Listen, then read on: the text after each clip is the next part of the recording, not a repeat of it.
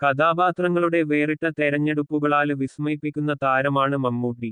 ഓരോ മമ്മൂട്ടി ചിത്രം വരുമ്പോഴും ആരാധകര് ആകാംക്ഷയോടെ കാത്തിരിക്കുന്നതും അതുകൊണ്ടുതന്നെയാണ്.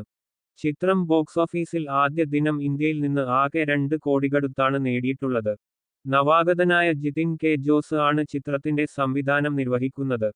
ചിത്രത്തിന് 2 മണിക്കൂറും 19 മിനിറ്റും 3 സെക്കൻഡുമാണ് ദൈർഘ്യം. ആദ്യ പകുതി 58 മിനിറ്റും 34 സെക്കൻഡുമാകുമ്പോള് ചിത്രത്തിന്റെ രണ്ടാം പകുതി 1 മണിക്കൂറും 20 മിനിറ്റും 29 സെക്കൻഡുമാണ് എന്ന് ട്രേഡ് അനലിസ്റ്റായ സൗത്ത്വുഡ് റിപ്പോർട്ട് ചെയ്യുന്നു. മമ്മൂട്ടി കമ്പനി നിർമ്മിക്കുന്ന ഈ ചിത്രം വേഫെറർ ഫിലിംസ് കേരളത്തിൽ വിതരണത്തിനെത്തിക്കുന്നു. ജിഷ്ണു ശ്രീകുമാറും ജിതിൻ കെ ജോസും ചേർന്ന് തിരക്കഥ രചിച്ച കളങ്കാവൽ മമ്മൂട്ടി കമ്പനിയുടെ ബാനറിൽ നിർമ്മിക്കുന്ന 7ാമത്തെ ചിത്രമാണ്.